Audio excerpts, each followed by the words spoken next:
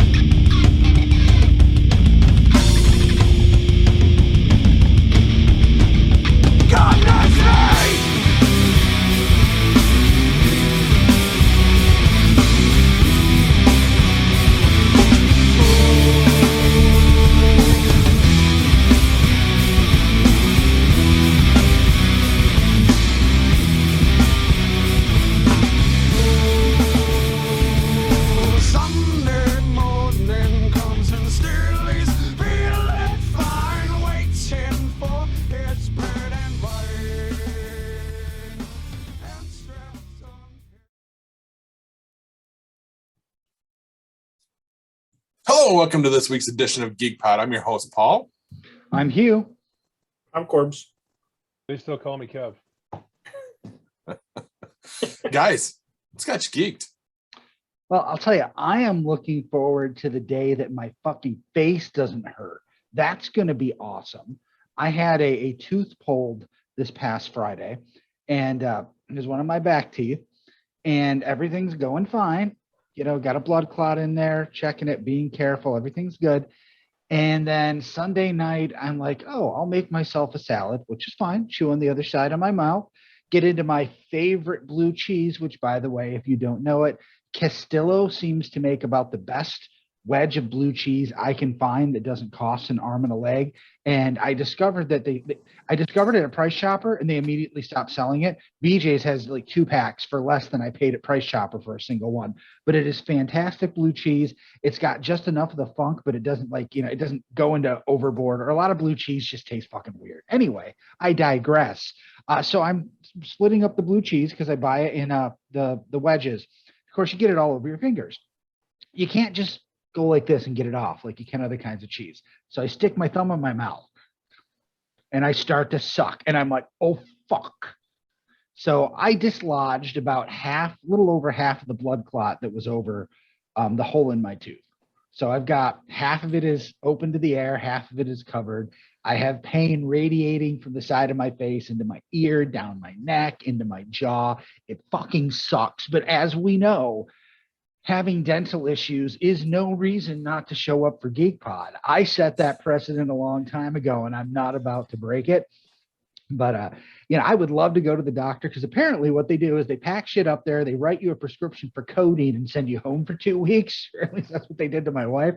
Like, that sounds great, but I can't work like that. So here we are, just waiting the 7 to 10 days for it to heal itself. So I'm really geeked about this not hurting me constantly all the time, every day.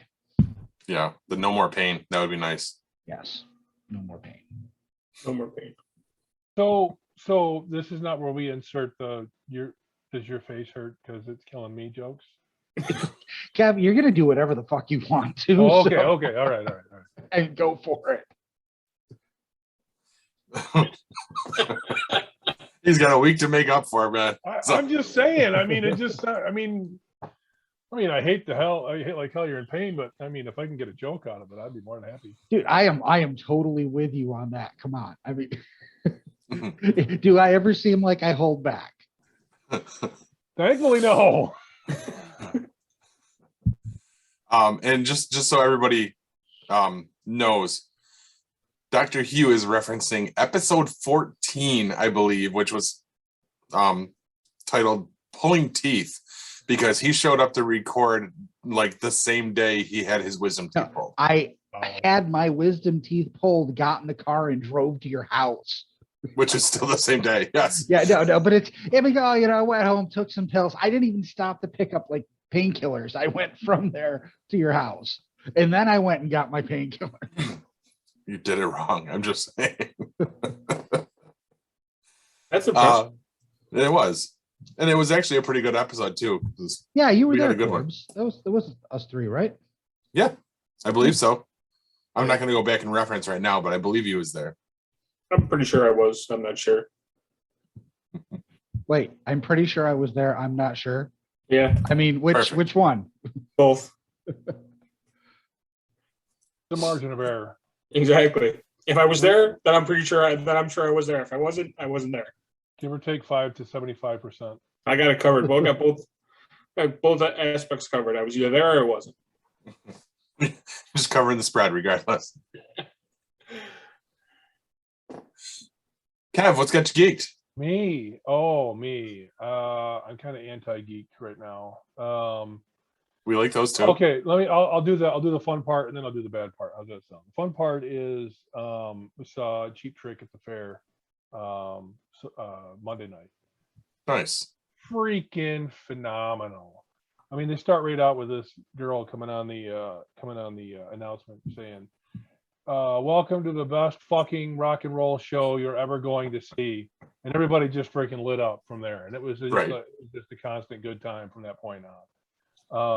Only two of the original band members were there, but their two sons were filling in. The lead singer and the lead guitarist were there. Lead singer's son was on bass guitar, and the lead guitarist's son was on the drums. I guess the other one of the three primaries just had open heart surgery, I think they said. Oh, wow. Yeah, so he's not there. But we saw Joan Jett earlier, and then we saw Cheap Trick. Joan Jett was awesome, but Cheap Trick just freaking blew her out of the water. Those guys are just freaking phenomenal. You're like, oh yeah, I know Cheap Trick. You know, they have a couple good songs. Well, they're much better live, and it was the best way to close the fair, I think. We only went a couple of times this year, just really for food. There wasn't really much else going on. Right. No doubt that was a really good time. So that was good. That was a good capper to my very, very, very, very busy weekend. Which is where the bad part comes in. I made a decision over the weekend to not go to the rally in Canada. Oh, no. Yeah, things are getting more difficult to get across the border. I Again. think it's just going to get worse. And now I'm starting to get worried about coming back. What might happen on the return journey? You know, if it was just me, I might not worry about it so much. But taking my wife and a buddy of mine, and I don't want to cause any hassles for anybody else. So I just I said, no, let's just put it off till next year. And hopefully, maybe this winter I can find a ride either down south or out west I can go to. Definitely not out of the realm of possibility. Kind of make up for it, but that would have been a pretty cool event. And I haven't really heard of any more like that. So I'm gonna have to really keep my ears to the ground to see if I can find another event like that, because that would have been a really good time. And I'm planning on going in the future, so maybe next year, if they have it. I'm hoping they do. So some good, some bad over the weekend, and the rest of the weekend was awesome. I got to tell you, we went to what was one more cool thing that happened over the weekend was we went to my wife's cousin's wedding, and it was a Scottish theme. Nice. He was in a kilt. His groomsmen were all wearing sashes, and then his wife came out with a traditional Scottish dress, and it was pretty cool. It was a really, really, really cool, very small event. So it's a good weekend Awesome. overall. That's good. Corbs, Yeah. what's got you geeked? For me, a couple of things. Yesterday, well, Tuesday, Kelly got her staples removed. Yes, saw that on Facebook. Yep. So she's on the mend a little more. She's able to get up and move around. Last Thursday for date night, she's been stuck at home. She hasn't been able to do anything really. Only because, I mean, obviously that's major. All your fault. It was all my fault. So last Thursday I took her out to dinner, just to get her out of the house for a little bit. So took her up to Tully's for dinner. So just to get her out and moving around and out of the four walls of her bedroom and whatnot. So but yeah, Tuesday she got her staples out. So she's able to do a little bit more, which is nice. And then first day of school was today, in-person learning. Nice. For my son. So he actually went back to school today for the first time since March of 2020. Wow. So it was a huge one for him. Yeah. He spent the last half of 2020. They did from home. That was when COVID first hit. All of last year he did at home learning. Didn't go to school at all. Even when they went back in full in April, he didn't go back. So this is the first time he's actually been, and this is actually the first time he's been to the junior high school. So a little different for him and whatnot. So, but he had a good day. So that's the most important thing. So looking forward to it. He's only got one class. He's only got one of his friends in his one class, and that's gym. So other than that, I mean, so they only had 4 classes today. They have 4 more classes tomorrow. So hopefully he'll know some more kids in his classes. He said he didn't really know anybody, but yeah, hopefully he makes some new friends too. I mean, I don't mind his friends. His friends are great. They get along great. They have a good time with each other. So, they're kind of like him. They're kind of shut-ins. Well, one of them's a soccer player.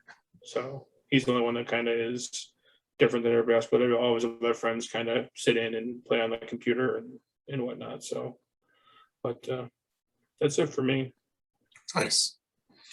Well, for us, first day is tomorrow, Thursday for us. So we're all very excited, except for Kylie. Kylie says, school is the absolute worst. That's what she tells us. That gets better as it goes along. Yeah, I'm hoping. No. By better, I mean she'll get better at telling you how bad it is to go to school. I don't know. She's pretty fucking good at it right now. It'll get better. Don't you worry about it. My son's the same way. But that's not what's got me geeked. What's got me geeked is the abnormal response team seems to be getting some traction. I went ahead this week, and Hugh knows a little bit about this. I texted him separately, and I posted in a couple of community groups on Facebook asking about local allegedly haunted places, and it blew the fuck up. We've gotten a lot of suggestions. A lot of the ones that we've heard before, your split rack quarries, your 13 curves, stuff, all the normal hits around here, the Landmark Theater. Are you stuck? I am. I just got possessed there by a text message. Excuse me. But it looks like it's going to be really good. We've got some really cool leads. I'm not going to say too much about them because they're all still up in the air. Possibly a haunted mansion in Auburn, a haunted farm and barn in. A haunted farm and barn. Yes, this is the one I'm really excited about. Haunted. That was burping. Leave me alone, you dick. Waiting for Scooby to come running across the screen. Well, I'm sorry. I thought maybe you were possessed. Ooh. Burping Dick is a good show title. Just saying. We can't use it. You can't say dick in the title. What we call it? The Burping Richard? Belching Richard, yes. Belching Richard. That was my heavy metal band name when I was in high school. That's great.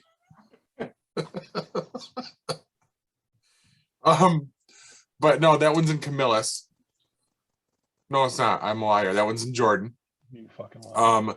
There's something called the Octagon House in Camillus, which we've basically already gotten the green light for if we want it. There is a haunted mansion in Pennellville that has been discussed. Pennellville?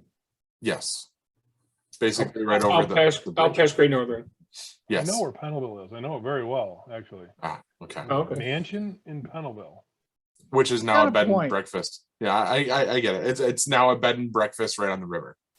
I mean, I'm trying not to give away any locations because I don't really want realize a mansion in Pennellville just means it has more than 3 bedrooms.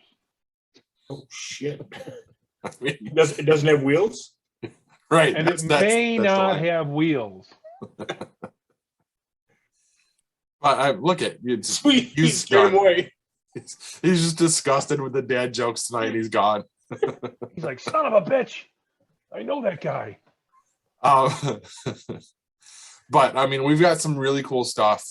And since one of our membership has been browbeating us about making sure they're indoor locations this time, we're kind of working on that. So thank you to all of you who have been responding to me on the things and giving me really cool leads. It's also gotten our Split Rock Quarry investigation about another 15 more views since people were asking about it. 15. Yeah, that puts us up to almost 130. So Wow. I was gonna say if you said 16, then I was. it's up to 16 views. Highest rated Geek Pod ever. No, that's a lie. Our highest rated one ever was when Josh was on. But so yeah, I'm super excited about this. It looks like we have some options. So we can actually start filling out that playlist, get some stuff done. And I decided it was probably a good idea to give the Abnormal Response Team its own page on Facebook. So that's in the works as well. So your mock enthusiasm was very much appreciated. It wasn't mock enthusiasm. Oh my God, it looked like it was great. It was very animated. I loved it. I guess it's just not even better. I found the mansion. I didn't realize that was Pennellville. Yeah, according to the address, it's Pennellville. Yeah, sure as hell is.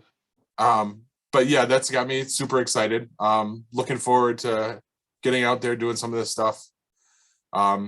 We are gonna branch out on our own. We will still collaborate with Grid After Dark sometimes, but we're actually gonna do some of these on our own and do our own thing.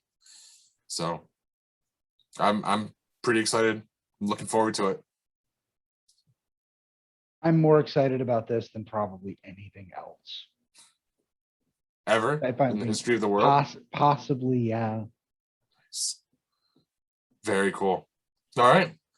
If we don't have anything else to add to that, guys, what are you playing right now? Not right now, but these days. I don't want to know what Kev's playing right now. My hands But, on my lap. Does that tell you anything? Yeah, that's why I said what I said. But I haven't. Well, actually, it sounds like Kevin's also playing the Muscle Hustle. I've still only been playing that since last week. Did you get a chance to check that out, Paul? I haven't. I looked it up and I was checking it out, and it doesn't look like it's based off of the little pink squishy guys. Did you install it? Not yet. So you looked it up, you saw it.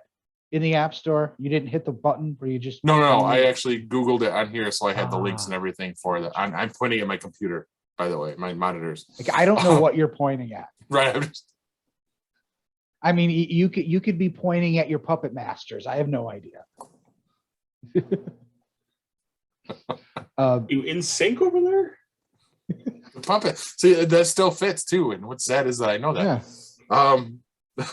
Speaking of like things like NSYNC and boy bands, I heard the coolest song this week. It's a heavy metal band and some heavy metals, or not, it's a hard rock band and some a female singer from one of the hard rock bands. There's a male and female singing. They're doing a fucking I think it's what's that douchebag's name?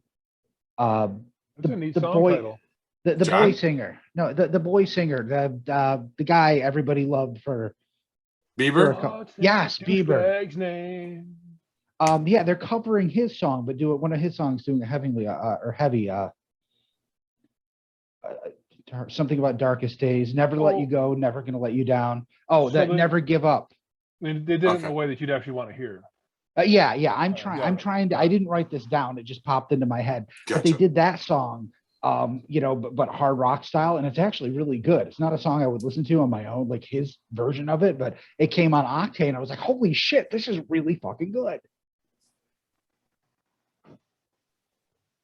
Nice. Paul's That's writing not a down. beer. He's writing down Paul plus Justin forever right now. No. I just wrote that here on my desk. Why would you write Paul plus Justin forever? I did- Someone You're had to tag shipping. it. I He's wrote- shipping. I wrote down, who's that heavy metal douchebag? Oh, gotcha. But yeah, no, I haven't been playing anything else. I did see that Assassin's Creed Valhalla did have an update. It was either today or tomorrow. They're adding 3 new River Raid maps, a higher difficulty level, and they laid out the roadmap for the rest of the year. It's going to be a couple drops, nothing as major as the big DLCs, the Siege of Paris and the Wrath of the Druids. But they did say that there will be more to come. So it sounds like they plan on supporting the game past the end of the year. How heavily remains to be seen. But knowing that they're moving towards a game as service model with at least one entry in the franchise coming up, I could almost see them taking the popularity of Valhalla and leading right into that. I mean, not literally building it on top of this game, but keeping us hooked right into this new game when they're ready to release it. Because why wouldn't you do that? You keep the fire hot and get the people in, rather than stop supporting this and make us wait 2 years and then try to get us back in. Doesn't make that much sense. No, it makes perfect sense. Kev? I mean, Corbs, what are you playing right now? Anything else? Or are you still working on your 18 holes? So I finally got 18 holes built. Now I just got to get all like the water traps and tree hazards and all that shit installed. So it takes 6 hours to make $1 billion. So I wish. well, yeah, I mean, it was the same thing. But, so I have to do that. So it costs like $19 billion to build the 18th hole or whatever. So it took me like a week to get all that money together to do it. So then I got to put I did 16, 17, and 18. I got them all built. And then, so now I got to just add on all the extra features. I'm actually doing it now, but now it's just because I want to get to, there's a spot at the bottom of the mission, or not the missions, but areas. The last one says it unlocks at a certain point. So I'm wondering if we get everything built and all the hazards and everything installed, if that thing opens up and you go to a different spot. If you don't, I will probably uninstall the game. Do you ever, while you're playing this game, just kind of stop, look around, and feel like you can almost see the treadmill under your feet? Yes. Okay. So and then I've been playing a little bit of MLB The Show. I got back into playing that. So Back to it. yeah. So I've been playing that a little bit. So I thought about breaking out Red Dead Redemption 2. So If you get playing that, there's a chance where we could play together, right? They have an online portion, I believe. I believe so, yeah. Yeah. Okay. Is it cross-platform? I don't think it's cross-platform. No. No, I think that's a so far a Call of Duty thing, right? Yeah, there might be a few other games that do it. Maybe Rocket League. But yeah, I don't think Red Dead is. That's unfortunate. I bought Rocket League, I think. And the only thing I'm even almost playing is and that's why I brought up Call of Duty is I installed Call of Duty Warzone the other night under protest. One of my other buddies is been begging me to basically install it and become his meat shield so they can get easier queues and beat the snot out of people by using my lack of experience to their advantage. So it's like high school all over again. But so I installed it and that's about as far as I've gotten with it. So you were a meat shield in high school too? No, I was just saying I was being used for my inexperience.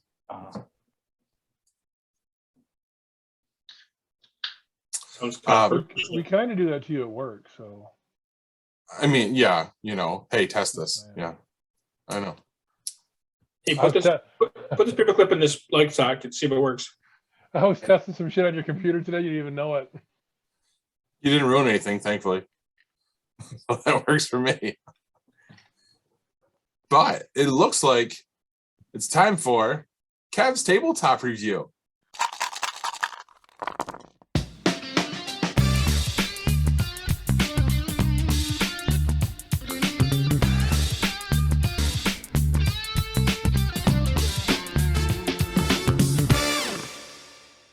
Oh boy, oh boy, oh boy. So yeah, so more of the same, actually. I'm going to kind of harp on a little bit of a game that I once said I wanted, and now not only do I own one version of it, but I own 3 versions. It's that much fun. What game could I possibly be talking about? Ticket to Ride. Exploding Kittens. I got to tell you, this card game is probably one of the most fun card games I have played in a long time. And Bang being a kind of a card and dice game was right up there. But I got it. Exploding Kittens is an absolute riot. I mean, it's all about you play with friends. Obviously, you play with enemies if you want to. Play with people you don't know. What the hell? Grab people off the street because everybody is going to like Exploding Kittens. That's great advice during a pandemic, Kev. Oh, fuck yeah. Why not? You make them your friends or you make them your enemies. Someday, Or you kill them. They could die tomorrow. You could die So tomorrow. I watch my camera to the middle of the night when the homeless guys rifle through my recyclables for my cans. And go, hey guys, come on in. If you're cold, they're cold. Bring them inside. All right. Listen. So this is probably it doesn't matter your skill level, your desire to play different kinds of games. Just get one of these and just play it with some friends. I'm going to bring it over to Paul's next weekend. And this new version I got is the party pack. So it's for 2 to 10 players. So it's got some extra cards in here. It's actually got a couple combined. If you go to boardgamegeek.com and you look up Exploding Kittens Party Pack, you'll find out it's the original pack plus a couple other things. Imploding Kittens and something else. I forget what it was. I don't have it loaded right now. But when I had gotten the original set that I had, I think I've already reviewed the NSFW version. If I didn't review it, I might have said that I got it. But that came with a card inside of it that gives you 20% off whatever you want from their store. So I went and I ordered 2 more Exploding Kittens games, the original, and then this party pack. And this party pack isn't original, but it has a couple extra things. So first thing I did, I opened the box and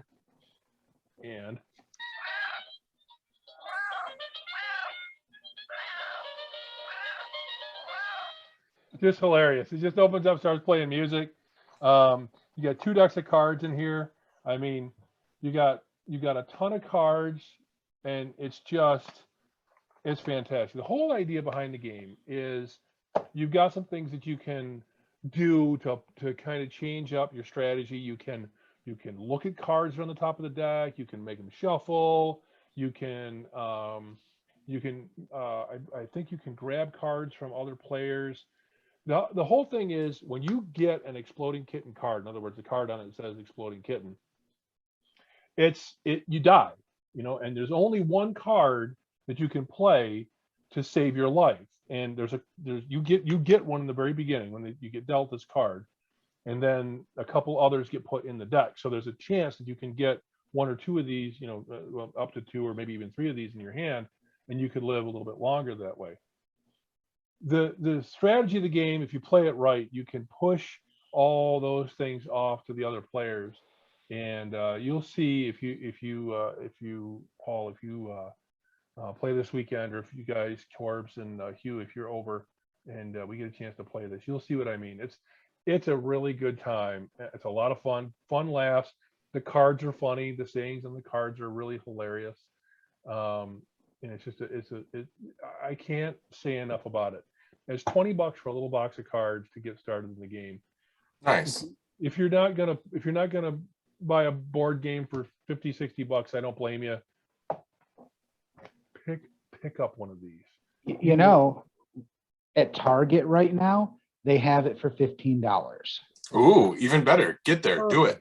And I walked by it several times, and I kept going to my wife, "Hey, honey, they have that game Kev keeps talking about." Then I go back by, "Hey, honey, it's on sale for $15."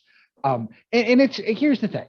I could have just grabbed it if I wanted to, but I wanted to see her to engage and see if she was interested, because literally it would be two players. It would be me and her, and I don't know how much fun that would be. I'm sure it wouldn't be awful, but that's our social circle, the two of us. So it's tough to find games we can play.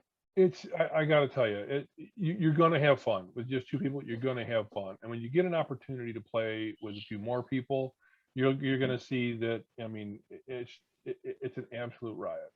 $15 for a deck of cards, you might think, well, it's kind of expensive for a deck of cards, but you think about the thought and the energy that went into building. I'm a Magic player. $15 for a deck of cards is nothing. Yeah, I hear you. Right. I hear you. So yeah, no, I'm really glad that I finally got into it, and I'm looking forward to more opportunities. Played it the other night. It was three of us, my wife and I, and a friend of ours was over, and it was three people. We had a riot. We had an absolute riot. So I'll try playing it two players, just Kathy and I, and we'll see what happens. Yeah, very, very fun. I can't suggest it enough. All right. Outstanding. All right. So, now you guys really don't have an excuse to not go buy it. $15 at Target this week. Go in, tell them it was, when I was there. So, yeah. And if it isn't anymore, go to customer service and freak the fuck out on them, because tell them you heard Hugh from GeekPod said that it was $15 and you expect them to honor that. Wow. I might just go buy a pack just to have it. Let me know how that goes for you. Right. Let's film that. Let's see how that works. All right, I'll walk in and you guys be my film crew, and we'll see if we can find some exploding kittens. All right. I think we're going to jump to commercial break, and we'll come back with the news. Stay with us, guys. Looking for the hottest new comic on the shelf or a key back issue to complete your run? How about that rare statue or action figure that you've scoured the internet looking for? Come to Collectibles Galore.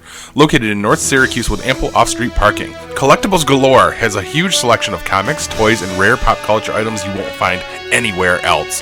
Comics Galore is always buying comics and toys and will give you the fairest price for your collection.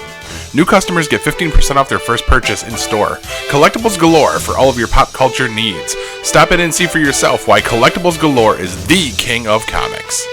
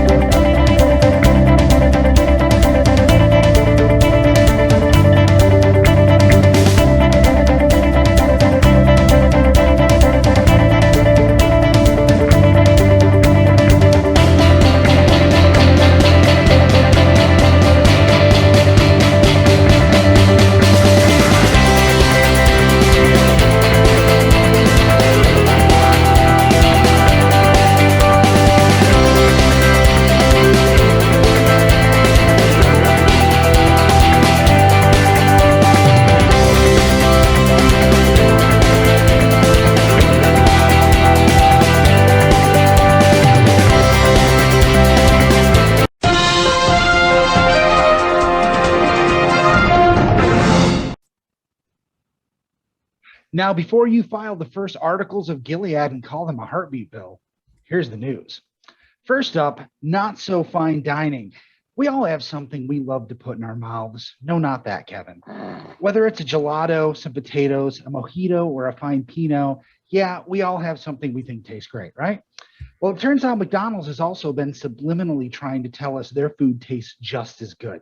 This week, a McDonald's store manager in Canada revealed that Grimace is a giant taste bud. They have been hacking our brains with that giant purple tongue erection to get us all to eat more Big Macs. All right. I just want to know, how is this thing birthed? Like a mammal, or did he fall slowly to the earth from the outstretched tongue of an even bigger, purpler Grimace bitch? Next up, Lego My Egg Roll. Shang-Chi destroyed the Labor Day box office records by pulling in over $90 million, beating the previous Labor Day record of $30.6 million, held by Halloween in 2007. Really? Halloween? This put to rest the constant barrage of alt-right crybabies, I mean YouTubers like Valiant Renegade, saying that it was going to be a complete failure. When asked how he felt about being dethroned from a Labor Day record, Michael Myers had this to say. And finally, set phasers to stunning. It's Star Trek Day, if you did not know. September 8th is the day we celebrate the vision of Gene Roddenberry and the jumpsuit of Jerry Ryan. Paramount Plus is holding a bunch of panels with some pretty good guests that no one here other than me really cares about. And I'm here recording right now, missing the entire thing. And that's the news, kids. Now, we're going to do something a little different here this week. I'm not going to end with a joke. Want to talk about something serious. I have my own little in memoriam segment, and I kind of want to tell you a story. So it's 2011, 2012. You know, my wife and I, we just moved into a new house. We're actually renting to own, and we were really looking forward to being homeowners until we discovered that there was a surprise swimming pool in the basement whenever it rained. But during that time, you know, we were getting stuff for our new house. We were all excited and everything, buying tables and silverware and all the dumb shit you buy, you know, when you're young and you're buying a house. And I saw the hand soap dispensers in Walmart. Now, I don't know about you guys, but I grew up fairly poor. You know, on our sink in the bathroom, there was always a white bar of ivory. And it sat there and it looked fresh and crisp when you first brought it home. But then it started getting used. Then it formed its own little colony of soap and everything. It became slippery, and there was always somebody who grabbed it and it slipped out of their hand. And after that, there was always dog hair on that bar of soap. No matter what you did, you could never get it completely off. And you know, that's where I come from. And we saw the hand soap dispensers, and you know, you figure we'll grab one for the bathroom, you know, bring it home. And when it's gone, I'm like, you know what, I'm going to buy more soap, and I'm going to put more soap in the dispenser I already have. And we don't have to buy a new dispenser or a bar of soap. So I felt that at that point in life, I was making enough money that I could actually have higher level soap. You know, we've gone from, you know, trailer level soap to, you know, apartment on the bad side of town level soap. And I bought this thing of soap, and it went with us for years through so many different things, through leaving that place and buying our own house, through experiments I ran, like not filling up the soap dispenser for an entire weekend so that I could, you know, look at my entire family and go, you guys took shits and didn't actually use soap to wash your hands, because I'm the only person that ever fills the damn thing. And I did that on purpose. I was actually grabbing the big bottle off the shelf to wash my hands. Nobody ever said, hey, Dad, will you fill the soap dispenser? It was fucking awful. Well, on our anniversary this year, my wife decided, you know, she mentions to me, oddly enough, she's never brought this up before. She's like, I'd really like to get my nose pierced. I'm like, fuck it. I look up on Google. We pull off the highway and find a fucking tattoo shop and get her nose pierced.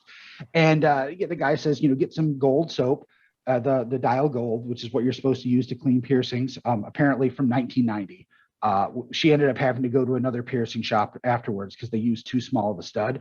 And the lady was like, oh no, we don't do that anymore. You know, there's a bottle of spray stuff you're supposed to use, but whatever. We didn't know that at the time. Grabbed a bottle of Dial Gold soap, brought it home. And for some reason, my 10-year-old, when we ran out of soap, instead of saying, Daddy, will you fill the soap, decided to put the soap into the old dispenser. And for some reason, I don't know why, it broke it. It stopped working. I tried my best. I emptied it out. I mean, I really went at this thing trying to get it to work again because we've had it for so long. I didn't want to have to replace it. Now, I finally had to give up. You know, this is it. I've had this soft soap bottle for nearly a decade, and we're finally putting it to rest. It actually says Best by 2015 on it. I don't know what the shelf life is on a thing of soap, but you know, I'm sure it's a couple years at least. So we might be talking 2012, maybe 2011. It might actually be older than my daughter. Now the new one sits on the bathroom, in the bathroom on the sink. I mean, yeah, it's a little taller. It's got more of an hourglass shape, and man, she pumps like a porn star in her prime. But you never forget your first. Am I right, Paul? I know what Hugh's getting for Christmas. All that time, I thought you were talking about one of the soap dispensers, like actual like sets. You made Kevin so upset he walked away. Good night, sweet prince. Kevin needs to get some tissues, apparently. Okay, now I know how you feel, Corbs. He did. He really did. What? He did come back with tissues. Oh, I think he spilled something. I had Uh-oh. a spill. Oh no. Sorry, this is the hard drive over All right. here. Alcohol abuse. All right. In other news, there were over 300 banana-related injuries in Britain in 2001. Back to you, Corbs. Dude, where? Britain. Where do you get this shit? I gotta know. You gotta tell me later. Trade secret.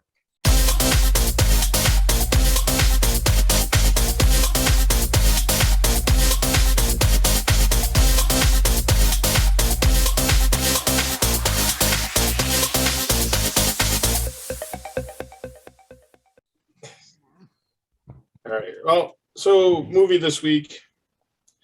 We're gonna do Trading Places.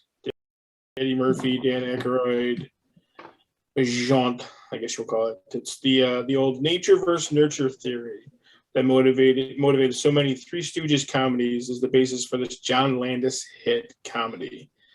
The fabulous, wealthy, but morally bankrupt Duke brothers, played by Ralph Bellamy and Don Amici, make a $1 bet over heredity versus environment. Curiosity as to what might happen if different lifestyles were reversed. They arranged for impoverished street hustler Billy Ray Valentine, played by Eddie Murphy, to be placed in the lap of luxury and trained for a cushy career in commodities brokerage. Simultaneously, they set about to reduce the aristocratic yuppie Louis Winthrop III, played by Dan Aykroyd, to poverty and disgrace, hiring a prostitute, played by Jamie Lee Curtis, to hasten his downfall. When Billy Ray figures out that the brothers intend to dump him back on the street once their experiment is completed, he seeks out Winthrop, and together they turn the pauper to prince and prince to pauper plot into an outrageous, uproarious revenge, with a good-natured prostitute and Winthrop's faithful butler as their accomplices. They set about to hit the brothers where it really hurts, in their pocketbook. Great movie. I love this movie. I mean, you know, Eddie Murphy, that's Eddie Murphy in his prime, you know. Yep. Dan Aykroyd's hysterical in it. Yep. So is Ralph Bellamy and Don Amici as the Duke brothers. So they also, if you don't know, they also make a cameo in Coming to America. That's where it was. That's what I was going to ask you. I knew they showed up somewhere else, and that's what it was. Yeah, he gives them like the wad of money or whatever. Those the two guys are the two Duke brothers. They're laying in the gutter. I was going to say We're they play. back. Yeah, they play street. Homeless guys. Yep. So it's It's a great movie. I like it. You know, it's funny. I know we've talked about like the jokes kind of carrying over. I don't think the jokes in this one really would carry over nowadays. I think you would probably be arrested, thrown in jail. The movie would be boycotted and protested for the comedy and the raunchy comedy that's in there. But I mean, if you think about the people like Eddie Murphy, Dan Aykroyd, Jamie Lee Curtis, I mean, those three actors and actresses, you know, they were right at the start of their climb. I mean, it was before Ghostbusters. Jamie Lee Curtis was kind of big because she'd already done Halloween. But yeah, so it's a great movie. Whenever it's on, I'll turn it on for a little bit. So I'll give it like 3.5 stars. So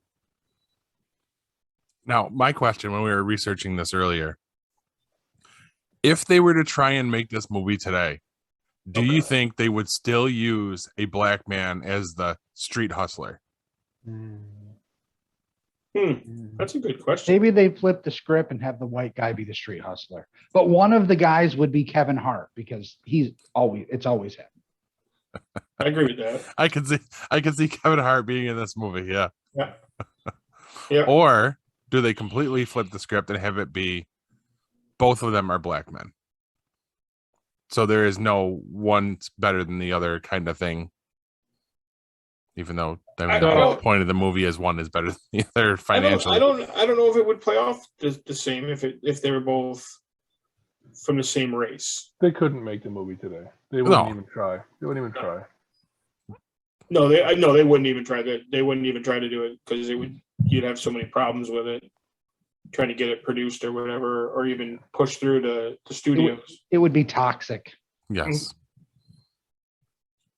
So I think that has a lot to do with a lot of the older movies back in the 80s or whatnot. You couldn't remake those now. No. That was back when people didn't give a shit and they weren't politically correct, and it was actually nice. Sorry. Well, no, I mean, if they put a black man in that situation, they've got to make a statement out of it. You know, the movie's got to make a statement, and you know, there's no humor left, and you know, the social media sucked the life right out of the fucking planet, giving people a voice that really should just be, you know, stepped on and had their head squashed. Oh, Jesus, Negan, you all right over there? That's exactly where my head was, to be honest. But I'm sorry, Kev's not wrong. He's not wrong. I've said for quite a while that like America has been pussified for a long time. Like nobody has a sense of humor anymore. yeah. You know, I understand where you guys are coming from. There also still has to be an element of social growth. That doesn't mean that we haven't. Maybe I don't want to say gone too far, but maybe gone too far too fast. I mean, I always look at it as this. We're eventually supposed to end up being the society that you see in Star Trek. Parts of this change, that would be a good place to be. Parts of this change kind of bring you to that, to where people are all equal. But it's like the ideals have grown, but we haven't actually changed our place in hierarchy in society. So the two things aren't meshing. Right. You know, it's supposed to happen naturally, and it's not. So I can't say that I disagree with all of it, but I also see how it robs us from that natural growth. Because if we get to that level, that level where you know, I think it's very clear that I'm fairly liberal. If we get to that level where we meet those ideals, everybody across the board should be going, yes, I agree. We're not there. You know, right. It's been forced. It's too early. These kind of things probably shouldn't happen for another 30, 40 years. In some cases, not all. I just want my raunchy comedies back. That's where it is. I just want shit to be funny again. Yeah.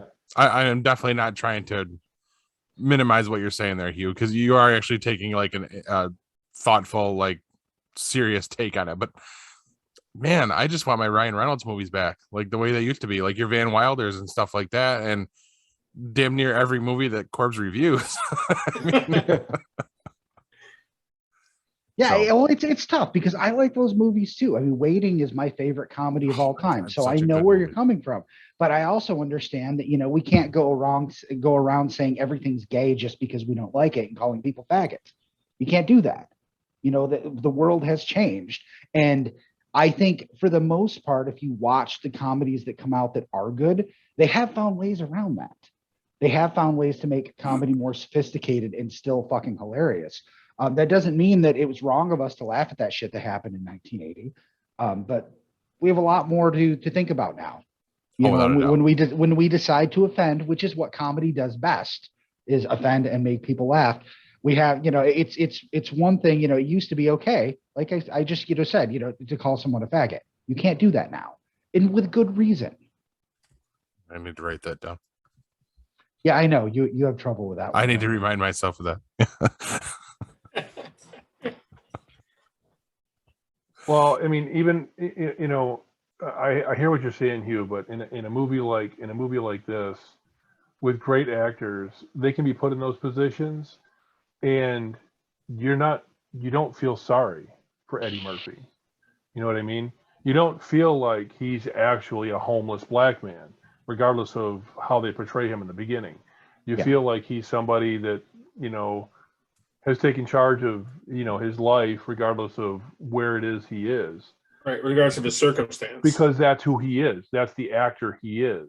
I think by changing the humor, changing the story, not putting these enormously gifted actors in positions where they can really stretch themselves, like we saw in all the movies that we've been talking about. I think that we're doing them a disservice. We're doing ourselves a disservice because we're not enabling the comedy and the stories we've grown up with and we've enjoyed, and we're not allowing these actors to stretch their wings and just say whatever the fuck they want.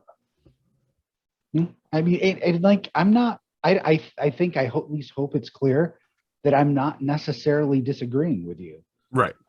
It's tough. There isn't an answer. But I want to Not- address your first comment. You think that where the society is going to end up in Star Trek. Don't forget, there's an extinction level event coming before that ever happens. Yeah. Oh, that was a thing in Star Trek?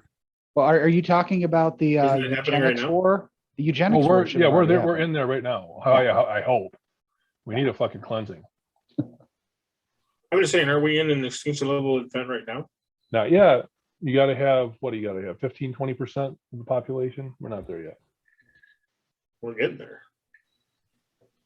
I think if you look at world population, Yeah. we're still under like 1 or 2%. I mean, Khan, Hold on, Nooney, one and more time. Singh should be running around here right now, causing havoc. What Just color waiting was on his the aliens. lightsaber? Just waiting on the aliens. Wow, you got the double finger. All right. So we got way off track there, but I like it. Corbs, Ebert. your good buddy Ebert. Yeah. What do you think he gave this movie? I'm gonna say I 3 think he stars. liked it. I think he liked it. I He think he also liked gave it 3.5 stars. Yeah, I think he liked it. This is what he has to say. Hopefully I can do this without yawning through the whole thing this week. Trading Places resembles Tootsie, and for that matter, some of the classic Frank Capra and Preston Sturges comedies. It wants to be funny, but it also wants to tell us something about human nature. And there are whole stretches when we forget it's a comedy and get involved in the story. And it's a great idea for a story. A white preppy snot and a black street hustler trade places and learn new skills they never even dreamed of. This isn't exactly a new idea for a story. Mark Twain's The Prince and the Pauper comes to mind. But like a lot of stories, it depends less on plot than on character, and the characters in Trading Places are wonderful comic inventions. Eddie Murphy plays Billy Ray Valentine, the con man who makes his first appearance as a blind, legless veteran. Dan Aykroyd is Lewis Winthrop III, the stuck-up commodities broker. And in a master stroke of casting, those aging veterans, Ralph Bellamy and Don Amici, are cast as the Duke brothers, incalculably rich men who make little wagers involving human lives. One day, a particularly tempting wager occurs to them. Aykroyd has had Murphy arrested for stealing his briefcase. It's an unfair charge, and Murphy is innocent. But Murphy is black and had the misfortune to bump into Aykroyd in front of a snobby club. To Mortimer Duke, played by Don Amici, a believer that environment counts for more than heredity, this is a golden opportunity to test his theory. He bets his brother that if Aykroyd and Murphy were to change places, the Black Street Kid would soon be just as good as calling the shots in the commodity markets as the white Ivy Leaguer ever was. Because the Dukes are rich, they can make almost anything happen. They strip Aykroyd of everything: his job, his home, his butler, his fiancée, his limousine, his self-respect. They give Murphy what they've taken from Aykroyd, even his fiancée. Wow. Yep. And the rest of the movie follows the fortunes of the two changelings as they painfully adjust to their new lives and get involved in a commodities scam the Duke brothers are trying to pull off. This is good comedy. It's especially good because it doesn't stop with sitcom manipulations of its idea, and it doesn't go only for the obvious points about racial prejudice in America. Instead, it develops the quirks and peculiarities of its characters so that they're funny because of who they are. This takes a whole additional level of writing on top of the plot manipulation we usually get in popular comedies, and it takes good direction too. But what's most visible in the movie is the engaging acting. Murphy and Aykroyd are perfect foils for each other in Trading Places because they're both capable of being so specifically eccentric that we're never just looking at a black and a white. Wow, that didn't age well either. That would make the comedy unworkable. They both play characters with a lot of naive intelligence to go along with their prejudices, peculiarities, and personal styles. It's fun to watch them thinking. The supporting cast has also been given detailed attention instead of being assigned to stand around as stereotypes. Here it comes. Sorry. I can see you struggling around the word racial. I don't like that word. Jamie Lee Curtis plays a hooker with a heart of gold and a lot of T-bills. I don't know what that means. Amici and Bellamy have a lot of fun with the Duke brothers, and Denham Elliott successfully plays butler to both Aykroyd and Murphy, which is a stretch. The movie's invention extends all the way to the climactic scenes, which involve not the usual manic chase, but a commodity scam, a New Year's Eve party on a train, and a homosexual gorilla. Okay. That's right. I remember the gorilla in that. He was good in that one, but he was better in Schindler's List. Was he homosexual, or did he just see everything as just a warm, wet hole?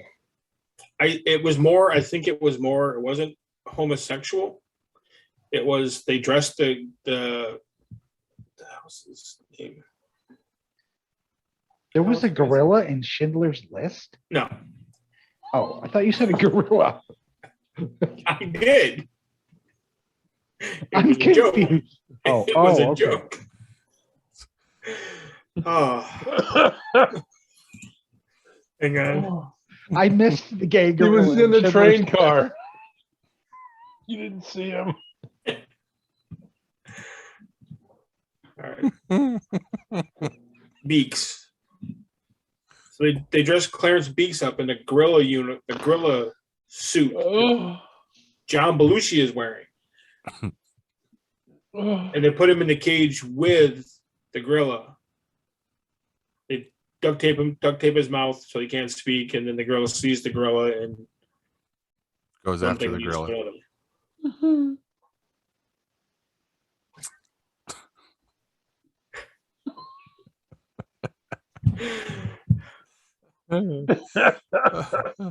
I can't wait for the titles roundtable tonight. I'm just saying. Oh, All right. That about does it for that. I think it's a good time to throw it to commercial and then come back and wrap this thing up. All right. And maybe in the next segment, Kevin will stick to his 3 words per statement because you dropped that, buddy. I totally did. I totally dropped the ball. I don't think it's going to work in the next segment either. Oh. Stick with us. We'll be right back.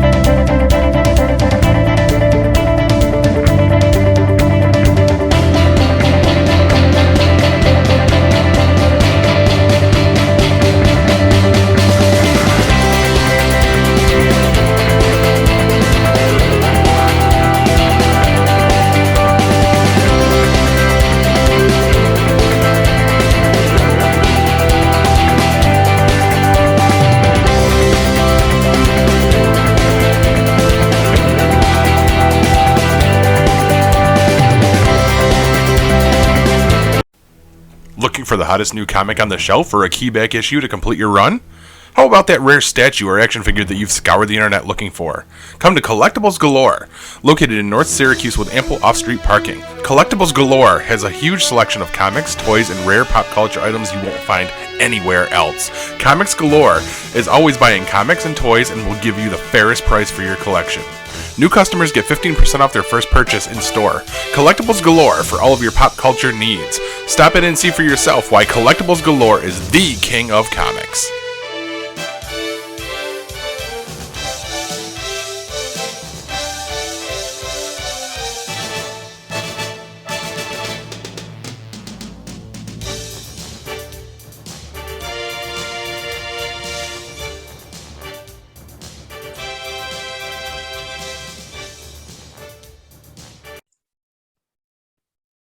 And we're back. And we're going to jump right into the midstream. What? Jump mid. Let's talk about the weeklies. Let's do What are we that. doing? What? Our Weeklies? show. What? So our weekly shows, because What? we hit the Where? same ones. Where am I? He's Oh drunk. man, it's time to call the home. Put him away. Let's start with Walking Dead. Very, The very Reapers. good. They. Oof. Wow. And, So let me throw this at you because you weren't here last week, Kevin, and I really wished you had been, so that we could have talked about it. What I said was that I kind of felt that Negan's actions there, and then Maggie having to pretty much do the same thing that he did. Again, because we had the conversation about you're like Negan's gonna Negan, and I'm like, but I think that there is some, maybe not redemption, but he is different, and he didn't necessarily want to be the bad guy, but he did the same thing she did. He made the best choice. And I feel like his actions that followed up that showed him being trying to be the better version of himself. Yeah, I mean, he's always going to do whatever it takes to survive. And I mean, if it means helping the group he's with, or filling a role, I mean, he's always going to do that because he's going to do what it takes to survive. But I get Hugh's point though. I mean, he didn't save Maggie, because he thought, obviously she was going to at some point kind of put a bullet in his ass. well, no, probably his head. Well, there's Yeah. there's two things that he doesn't like about Maggie. The first is that he does not agree with her direction. The second is he believes that she's going to kill him. I mean, that's her purpose, that's her goal. Right. But more importantly, he believes that she's taking them into a situation that's going to kill all of them. And I think this last episode might kind of point to the fact that Negan's not wrong. I agree. He did save her though. Yes. He did save her, and it was not in a situation where it was better for the group or anything. It was just he saw Maggie in trouble, and he It's saved. better for Negan. Yeah, better to be with somebody else in a situation like that. He knows how strong she is. He Mhm. knows what a badass she is. If he can do one thing to make sure that he's going to survive, and she's the closest one, that's the one he's going to save. I mean, he's a very intelligent individual. I mean, his past, and his actions give you all of that. I'm not saying he's a bad guy. I'm just saying he's incredibly intelligent, and everything he does is with a lot of forethought. If he thought that Maggie would be better off dead and that he would survive on his own, he would have walked away.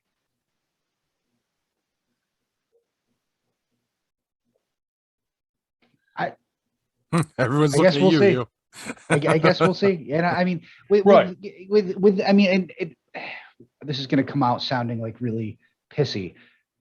With that argument, there really isn't anything I can say, because anything Negan does is what Negan needed to do or wanted to do to, and I understand what you're saying, and I'm not trying to be confrontational there. It's just I guess we have to wait and see, because I think there is a better person in there that's trying to I mean, he basically came out and said to Rick, that Rick was right. I was wrong. Rick was right. This is the way to do it.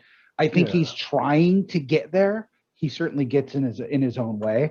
But until more of the story is revealed, I don't really have a rebuttal for that particular argument, because right now, anything he does to survive can be seen through that lens. Right. I guess. What I would need to see, to believe anything other than Negan's out for Negan's best interests, what I would need to see is a selfless act. You mean like running into the storm and That's saving what I was just going Rick's to daughter? reference. Yeah. Couple seasons back, Two snowstorm. seasons ago. Yeah, snowstorm, and Snowstorm, she remember? got separate. Yeah, Yeah. it was when they right after they put Blizzard. the It heads- wasn't just a snowstorm. Yeah. They put the heads. That was right after they met Alpha Yep. drew the line. They put the heads on the spikes. So would you? All right, let's look at this. Let's step back a second. Would you look at that as a selfless act, or would you look at that as a man who is and this is really in his past too. He is very focused on, children are innocent. Children are, to him, they're beyond, I don't even know how to say this. He feels about the way he felt about Carl, the way he felt about Judith, the way he interacted with them was selfless, because it was not something he could control. It was not a chosen selfless act, I think is what I'm trying to say. You're trying to say it's instinct. More instinct, because he is, from his past, he is, and I don't remember if did he have kids? I don't remember. No. I know the governor had a daughter. I don't think Negan had children. He just had a wife, right? Yeah. But I think that based on his upbringing and who he was and what his past is, I think that his inability to allow a child to just expire in a storm, I think was something that he couldn't control. I honestly believe I would classify that as selfless. I understand, and I don't disagree with you. I'm not completely disagreeing with you, but I honestly think that a true selfless act would be something more along the lines of, I'm going to give myself to allow you, Maggie, or the group to go on and do great things. More than just sacrificing himself for a child, because I mean, there's a difference there. There's a big difference there. Then I think what we need to see is, right now they're in a very tense life or death situation. Maybe we need to see these interactions in a more normal setting, because right now, I mean, especially in a fight or flight type situation, you could go either way. A good guy can go bad, a bad guy can go good. It's too much. And I don't think that you can get a good read on even the good characters like Maggie or Alden. It's not what you do. It's what you do when it's quiet, not necessarily what you do when it's loud. But I'm not disagreeing with you, but I will say this: in a situation of life or death, your true self Comes out. Because you will do whatever it takes to survive. I mean, unless you are just at your core, your own personal survival is not something that matters to you. But every living organism on the planet has one goal: survival, and then replication. Continued survival of the species. But the very first thing is self-survival, and there are a few people in our Walking Dead universe that exemplify that more than any others. Negan is one of them. Now, one person that is not a Negan type person, there's not a I'm out for myself, might be Daryl. Oh yeah, absolutely. one person that is exactly like Negan, and you're not going to like this, but if you really look at it, if you really look at what happens, but a mirror opposite of Negan is Carol.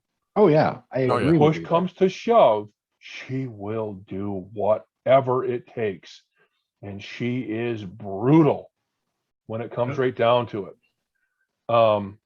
And it's because of what she's experienced. It's because of what she's survived. Negan, same thing, because of what he's experienced, because of what he survived. You know, Daryl would jump in front of a fucking train to save somebody he loves. He loves, and he's who he is, so he'd probably actually stop the train. But the reality of who people are comes out when it comes down to, is it going to be me or you?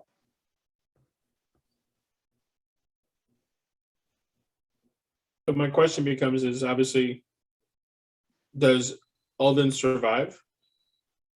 Do you think? See, we can't ask Hugh that question. He's a week ahead of us. Hugh's a week in the future. Yeah, Of don't course ask I the am. I have question a TARDIS. By the unless way, unless I you went on want to have the answer. I went on YouTube the other day to kind of look at things, and I saw The Walking Dead, and I actually saw the next episode on there in full. Wow. Oh, that's too bad. So you're in the future too? I didn't watch it. Oh. Nice. I wish people wouldn't do that. But people, No, I mean that's the whole premium AMC Plus, and then apparently someone found a way to rip it and throw it up there. I'm being a douchebag is all it is. Yeah, I didn't watch it, but yeah, it was on there. So Nice. I stay away from Twitter. I stay away from Facebook. I don't watch ahead. In fact, I honestly I try to watch the show as close to airtime as possible, even though I have AMC Plus. Wow. That's Impressive. pretty good, because I mean, if I had the opportunity to watch it a week early, I would have been all over that, because I don't watch Talking Dead or anything like that. So I don't need that part for myself. Talking Dead's almost a week later. It's on Thursdays now. They don't Is it? really? They don't do it right after. Really? Oh, wow. there was an episode on right after last week's episode that had Ryan Hurst and the kid who played Alden on it. Well, I thought they were doing it later. I don't catch it Maybe right after. maybe it's going to switch. I know that, but The World Beyond and Fear the Walking Dead both start within the next month, right? Nice. Yeah, that's true, because the trailer just dropped for World Beyond, and we see a familiar face show up on there. Jada. Yeah. Yeah. Yeah. Or Jadis. Jadis. Jadis, Jada. yeah. What the fuck am I thinking? Have you guys been watching World Beyond? Yes. Yes. Honestly, Yeah. Yes. Oh, fuck is it yeah. good? Is it It's good? really good. So good. I couldn't loved it. stand I couldn't stand it. I watched the first few episodes. I just couldn't stand it. They got to the area where all the tires were burning, and I stopped watching it because I'm just like, oh, this is horrible. Oh my God, it got so good. I mean, I even thought that was good. I mean, I Yeah. feel like you kind of have to watch that because this is going to dovetail into everything else they're doing. Yes. So, I mean, Fear the Walking Dead may not, but World Beyond absolutely is. If it doesn't directly connect to this last season, things that happen in it are going to Well, connect. that's why I started watching it, because it's the community that took Jadis and then took Rick, and Yeah, I loved it. I mean, they're kids and they make dumb mistakes because they didn't grow up in this world, which is expected. So if you're expecting, battle hardened, zombie slaying warriors, you're not going to get that. But for what it's trying to be, I thought it was excellent. Now, is it still been confirmed that this is the final season of that? Like, Yeah, you said only that was supposed to be a two season seasons. series. Yeah, Yeah. even the preview said final season on it. Nice. I'll have to go back and watch it again then. There you go. You got AMC Plus. I'm sure season 1's on there, right? No, I know. Okay. I I was double checking because I don't have that. it was just horrible. I just couldn't watch it.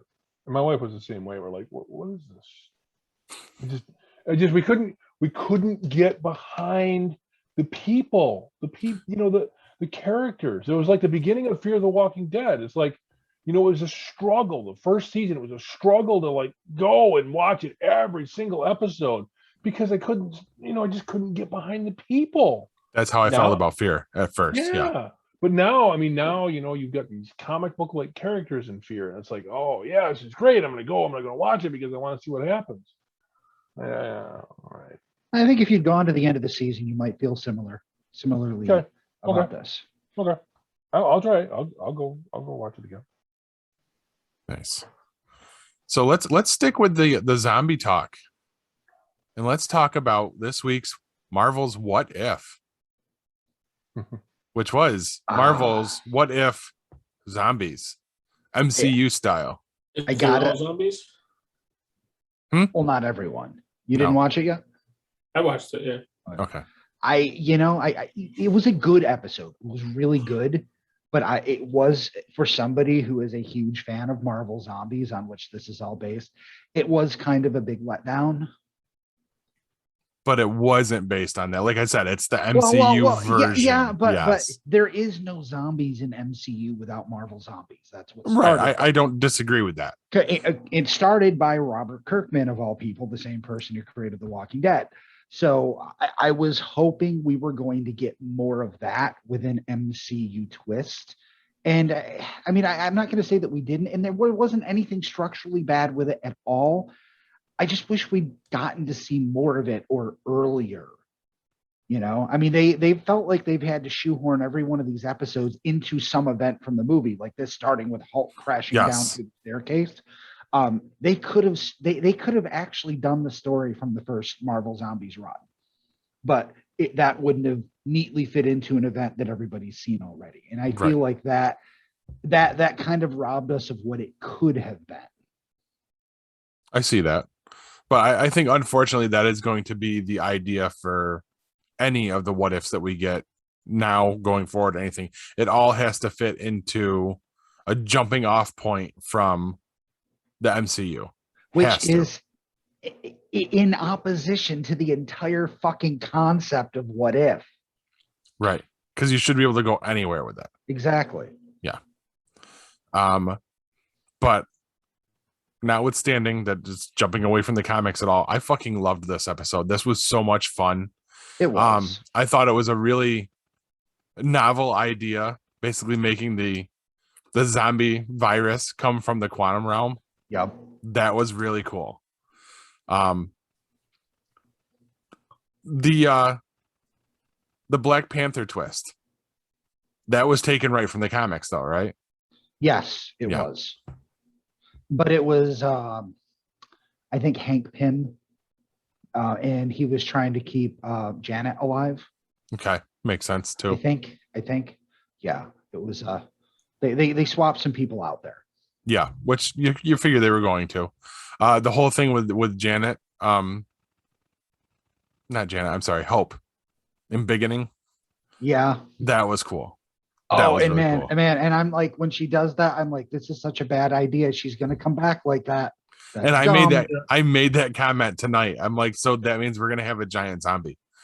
And everyone else just kind of looked at me. I'm like, okay, well, just wait for it. I thought the same thing when she fell down. I was like, so she's gonna be a big ass zombie. Yeah. Kind of cool that the Mind Stone is the cure. Maybe. Yeah, maybe. Yeah.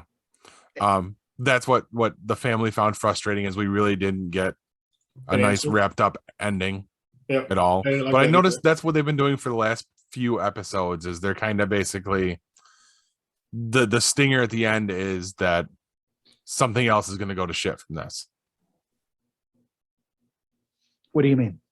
Like this one is they basically focused on the fact that zombie Thanos is still putting together the Infinity Gauntlet. Oh yeah. Yeah. And last week's something came from that too, and I don't remember what it was. There was another twist at the end of the Doctor Strange episode, and I don't remember what it was now. That everybody's dead? Well, there was that, but I definitely like our zombie hunter Spider-Man with the cape as a sidekick. That was cool. Yeah. So all around, I loved this one. I was a little, apprehensive when we started into it and with how graphic it was getting for an animated series, and both the girls are sitting there just they were all about it. So I went with it. I was astounded at how much of the original cast came back for that. Yeah, everybody cast. but Tom Holland, and that was probably due to him Sony, I'm sure. filming. Well, no, I'm sure it was because he was busy. I thought there was a Sony issue with that. I don't know for sure, but I don't see why there would be a Sony issue. They have an agreement. But he was probably also filming No Way Home Right. at the time. Yeah. There's that. He's been in a lot of stuff since Endgame. He's been in a lot of movies. He's a popular kid right now. He is. So he deserves it. He's a great Peter Parker. I really haven't seen anything else he's done other than the Marvel stuff. So let's see. Everybody caught up on Titans yet except Corbs? Yep. Might not be. I might not have watched the last one. Lady Vic. Good episode. Nope, didn't see that one. We won't go into too much, but there was some really cool stuff that happened there. The flashbacks were really cool. I love Titans. Yes. It's great. I think Such a great show. The only thing I do want to point out is how well the camera work was done for the flashbacks. So they could still use the same actress as Babs when she was younger and make it look like she was up and running around and everything. Because she really has one leg. She lost her leg in a car accident a few years ago. What, the actress? Yes. Oh, I didn't know that. Yes. She's really an amputee. And so yeah, like that's why I was like, wow, that was really well done with all of the obviously when they're doing the long shots and everything, it's a stunt double doing all the fighting. You're talking about Barbara Gordon? The girl that plays Barbara Gordon. So, but she's always got her legs crossed on her chair, so she's got a fake leg? Look close. There isn't a leg there. There's only one leg. Wow. Yeah. So. Okay. All right. Yeah. Phenomenal episode. Again. Of course, it's been this way the whole season. And finally. Yeah, I just got to say it one more time. They're doing a great job. Yes. With that series. They're just doing a phenomenal fucking job. Even 100%. though it's not the Titans that I knew right when I was reading comics, I love it. I absolutely love it. I love that show. I gotta say one more thing. I'm so glad Dove is gone. She's I can't stand that fucking actress. Oh my god. She's got some Dove hate going on there. She's fucking horrible. Oh my god, she's one of my favorite characters. When she got on the plane, Kathy and I were like, fuck yeah, she's out of here. Fuck yeah. Oh, she'll be back, I'm sure. Oh, yeah, great. And she's gone. Guys, you guys want to talk about heels real quick? Are you caught up yet? Yeah, I find it hard to talk about the show. I mean, it's fucking amazing, but it's I don't know. It's just a good drama. It's just good. I don't even know what to say. There's not a lot of beats to go into. I mean, unless you want to really just recap the entire episode. Yeah. Gotcha. Yeah, I mean, there wasn't really much like wrestling involved in this one. They cut a promo. That was fucking great. Yep. Nice. So I gotta watch that. Me too. God, man, you really do. I don't know, Kev. I mean, you seem like you're not really into the whole wrestling thing, right? I used to be. Back when it was WWF, man, I fucking loved it. Okay, Jack. The Attitude Era. I know, it was a long time ago. I know. But it wasn't. You don't have to be up on anything to watch this. It probably it's fictitious. Yeah. Oh, I will say the opening sequence though with what's his face and the belt on the plane. Yeah, he comes out with the belt. And I'm sitting here Googling, trying to find out if that was his actual dick or not. Oh, God. Yeah. I was like, holy crap, that thing's huge. I'm trying to figure out who he's supposed to kind of be billed after. Maybe he's not built after anyone in particular. I mean, there's definitely some shades of Randy Savage there. Yeah. But I think it might actually be more an amalgam of some of those old South wrestlers. You know, Okay. the guys that worked with Ric Flair but never got famous. Yeah. Okay, yeah. That's kind of my feel. There's like that whole group of those real traditional guys, you know, who are really big, but they didn't really cross over when everything consolidated. Makes sense. Yeah. He's Yeah, a little was- Ric Flair. He's a little Dusty Rhodes, Yeah. a little Macho Man. Yeah. Can see that. Yeah. The end when he's on top of the freaking hotel. Bad shit, I think, is coming his way. I think so too. Well, Rick and Morty season 5 ended this week Did it? with a double episode. I was really hoping, because I don't know if you saw the clips that Comedy Central released, but they did some live action clips Yes. with Christopher Lloyd as Rick, Mhm. which they're really just they're really short, and it's cool because the character's based on him. But if they ever really want to do live action, I don't think he can pull it off. Right. Yeah, at his age, first of all, I mean, years ago he was he was on the Tonight Show celebrating Back to the Future, and he looked like he didn't know where he was and struggled with his lines. You know, when Michael J. Fox is the one trying to lead you along to finish the bit, that's rough. But he looked great. But as far as the season ending, wow, fucking wow. I mean, first of all, whether you like the show or hate it, one of the things that they're always, you know, big on is they drop a lot of hints, but they don't always answer a lot of questions.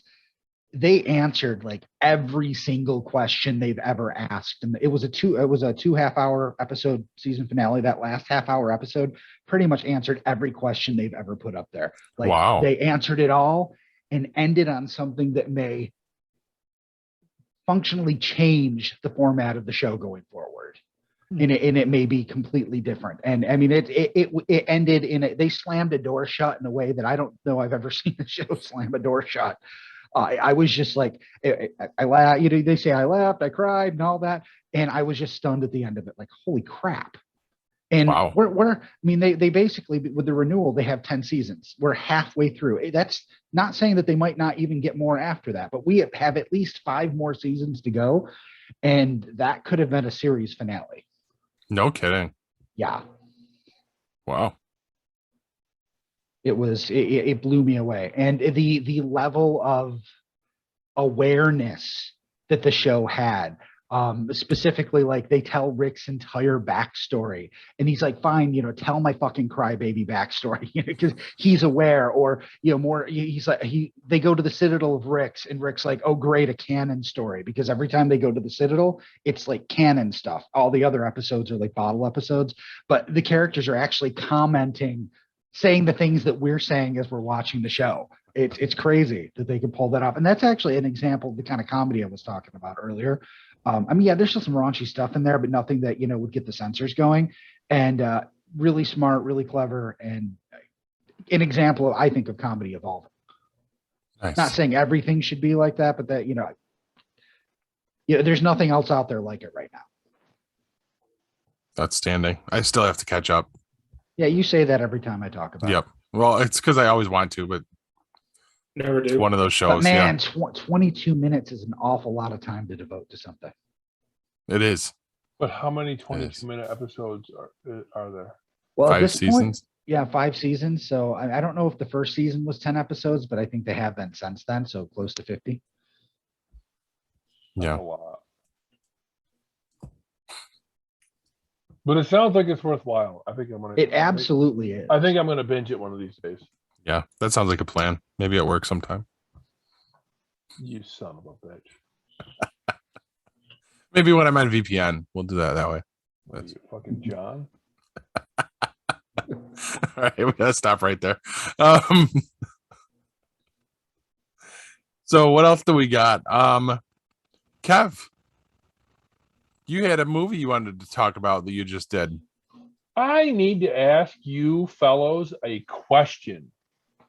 But let's just say you, all 3 of you, at the end of the world, are in a bunker with a dozen people you may or may not know.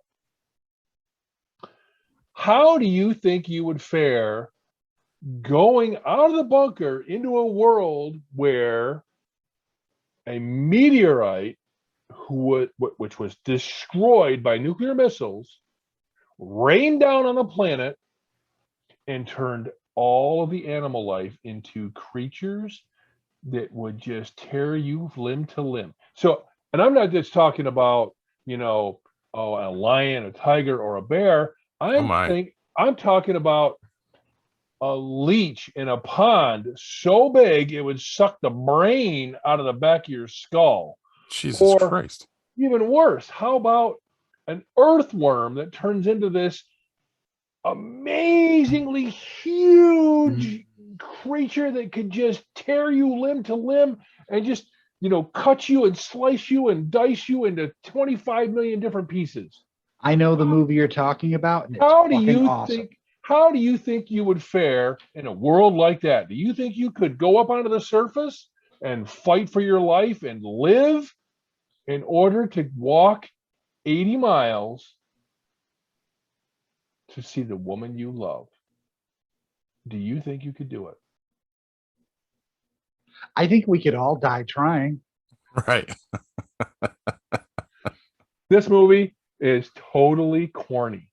In the beginnings, I'm like, I don't even know if I really want to watch this. I'm like, it looks like it belongs on the CW. I just didn't know if I didn't know if I really wanted to watch it.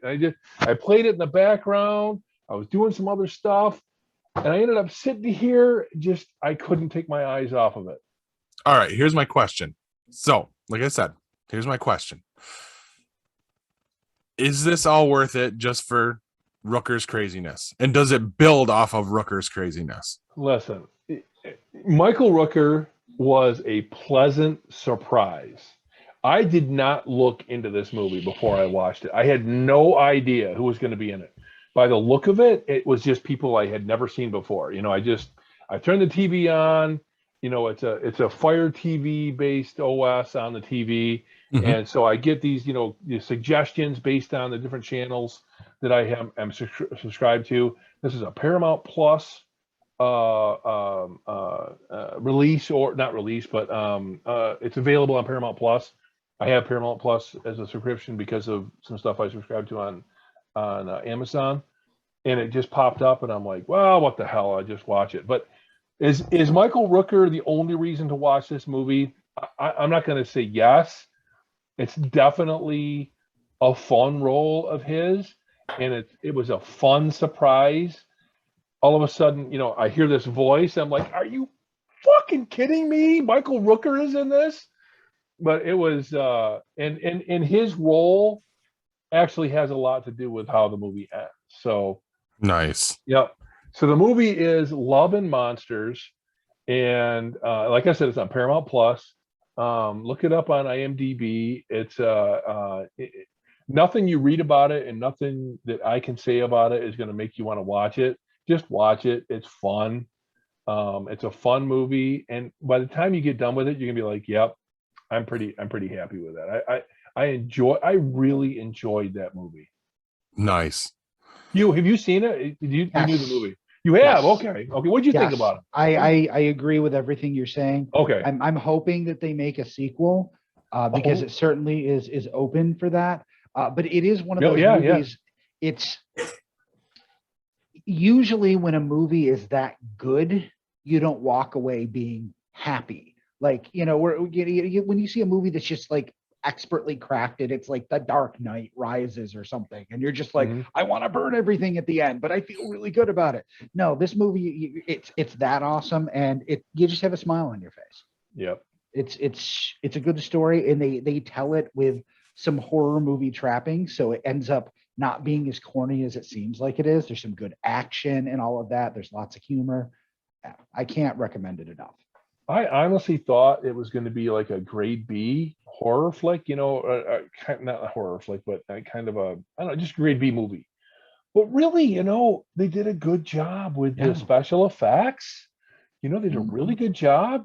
And the lead character, he does a really good job at being kind of a goofy, just every man, every guy, just a guy that just, he's your buddy and you really don't expect much from him. And he ends up really being a hero. Yeah. And it's a really good, it's a fun movie. And I'm gonna watch it again, and I'm gonna watch it with my wife. I think she'd like it. I think it's a good movie. Outstanding. I'm gonna have to check that one out too. Well, It sounds now, really cool. Paul, I thought about you with this movie. This is a great movie you could watch with the kids. No problem at all. I don't feel like you're being truthful right now. No, No, I am. You said the same thing. Why you call me a liar, you fucker? Wow. Giant monsters and all that, but it's okay for my kids to watch. yes. They Really? love it. They love it. They watched Jurassic Park. Yes. Okay, then. Giant Okay. monsters. No worse than Jurassic Park. In fact, the monsters aren't nearly as deadly as Jurassic Park. You'll see what I mean. You'll see. Okay. I don't want to give too much away. Watch it first, and then Yeah. Yeah, watch it first. You be the judge. All right. No kidding. It was a good surprise. I've been doing that a lot too. Just whatever comes up, as a suggestion, I'll just start watching it. Sometimes I watch it, and sometimes I turn it off. But this one I watch it through. So I thought it was worth bringing up. Outstanding. Well, I actually got to watch a new movie this past weekend as well. I made the trek out and saw Shang-Chi and the Legend of the Ten Rings. And Phenomenal. And he's dying now. There was nobody around me, thankfully. And this time I didn't go to see it in a Disney theme park-esque theater. I actually got to enjoy a movie like a normal person did. Really good movie. It's definitely they've got a future with this character, which they lay out for you in the post-credit scene. Some really great stuff. We get some returning characters if it hasn't been spoiled for everybody yet. Good. I want to keep it that way because the moment this character shows up on screen is just phenomenal. And it makes sense. And they have some of the most fun parts in the movie. But as we've seen, I mean, you're gonna get a lot of other characters that show up in little like Easter eggy ways. And I mean, there's even in the background, there's an Extremis soldier in it from Iron Man 3. Now, Yeah. What I want to know is, Okay. I was worried about this because they're bringing a brand new character to the screen and a brand new character that does not have the same kind of brand recognition, kind of like when they did Guardians. Yes. Do you feel that this does as good a job? Yes. Yeah. Okay. Because on paper, and I don't mean by paper as in I've read the comic books, on paper, just looking at it looks like a kung fu movie with maybe some magic bracelets or something. I'm not going, oh man, that's going to be the next Avenger. That's awesome. I'm hoping the movie changes that perception. It will in a little bit of a way. I mean, it could also stick to being a standalone movie, but it's not going to be. He's going to get drawn into other stuff that's building, apparently. Yeah. Okay, so text me the answer.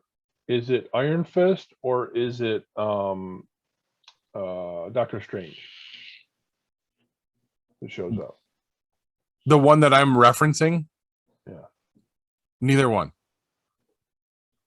Really? Really. Oh, I don't Neither think one. you'll ever see Iron Fist again. I know. That really sucks. I like that show. I didn't watch it. I never made it to that one. I liked all of them. I mean, I had a hard time with Luke Cage, but I liked all of them. I really liked Jessica Jones and Daredevil. Those were great. I thought they were all great. I really did. I loved all of them. I loved Rosario Dawson and all of that stuff. I just thought it was all. I loved all of them. But anyway, Good stuff. Shang-Chi. But yeah, that's Shang-Chi. Shang-Chi. Shang-Chi. Yes. Anyway. Oh, Oh, I know who shows up. It's David Carradine. yes, exactly. Yeah, in a hotel closet, naked, just hanging around. Why you Wow. not like Kev?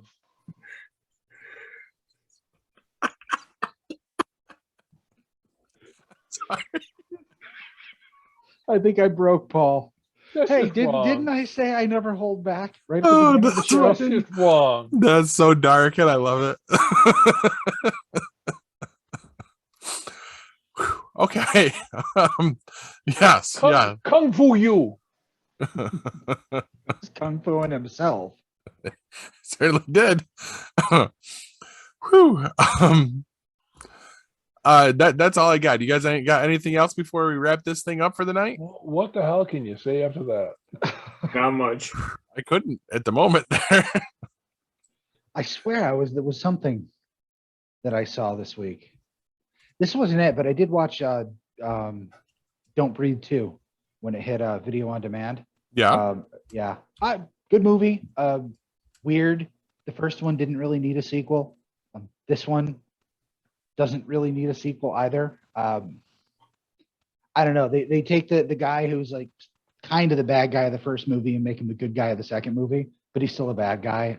That's a little weird, but the best part of it though is Stephen Lang is fucking awesome, and seeing him in a role where he does not articulate, because that's one of his strengths as an actor. He can speak very well. The blind man in the Don't Breathe movies doesn't articulate as well because of PTSD and trauma, and it seems like he has a hard time talking. It's weird seeing an actor I've mostly seen in roles where he talks really well not be able to, and still emotionally get the point across through physical acting. Nice. I haven't seen the original yet either. It was pretty good. Yeah. Oh, yeah. I mean, they're definitely worth watching. I mean, I'm not going to say that they're the pinnacle of horror, but in the crop of horror stuff we generally get, whereas, something that's middle of the road is actually really good for what we usually get. This is definitely above that. These are great movies. Nice. Another one I may have to check out in the future. My list just keeps getting longer. Mm-hmm. And, you may not be the violence. You may not want to have the kids watch it, but there's really not much in the movies that kids couldn't see, except there is. I mean, in the first one, there you don't see sex, but I mean, you definitely there is. It's You'll implied. understand what. No, not even people having. I can't say anything without spoiling something. There is a scene where semen is potentially going to be injected into somebody. Okay. In a non-standard way. But if I say any more, it's going to ruin the plot. So Avery watched it. I mean, I know your kids are a little younger, but she liked it. Speaking of Avery, oh my God, guys, we had the talk. Oh no. Well, I guess it's recommended. She's going into 5th grade, and this is the time to do it now, because kids are talking about this stuff this early, and so we ended up having to have the talk on Sunday.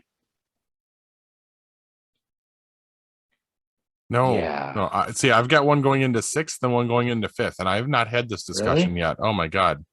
Yeah, my wife insisted, because I guess that's what's being recommended now. Ooh, that had to be fun. Oh, well, the funny thing is that she's been asking us how babies are made for a long time, and she finally, she's like, we have to do it. We have to do it. We both were hesitant, and she saw the opportunity. She's like, okay, we're going to do it right now. Of course, my daughter, being the wingnut shit that she is, was asking completely irrelevant questions. Like, so if you kiss a boy, does that mean you're dating? When can I date somebody? It's like, it's not what we're talking about. And it was awkward for me too, because even though I have 2 older kids, I never got to have to talk with them, because their mother had custody, and it wasn't, unless she came to me and said, "Hey, we together need to have the talk," which she never did. It wasn't my place, Right. and I don't think that she actually did with them. I'm pretty sure they learned about it in health class. So this was a new territory for me too. I gotta say is, good luck, man. Thanks. I kind of you guys know that my daughter is a little different. She has Tourette's and ADHD and ADD and a bunch of other initials that just make her a fucking little pot of crazy that I love. And trying to talk to her seriously about something is kind of like waiting for your wife to tell you to do something for the third time and then telling her to suck your dick and stand there expectantly like you really think she's going to do it. Nothing fucking happens. You get nowhere. You might as well be talking to a wall. That's a very interesting comparison when talking about your daughter. I'm just going to throw that out there. I'm just going to leave it there and just let it fester. I thought it was the best example because I thought about what is the most useless conversation you could ever have to completely fail and get your point across, and that's what popped into my head. Fair enough. I got nothing to add to that. So you think we might as well just wrap this thing up then? Yeah. Please. All right. This week's wisdom nugget: a block of cheese is just a loaf of milk. Good night, everybody, and megabyte me, bitches.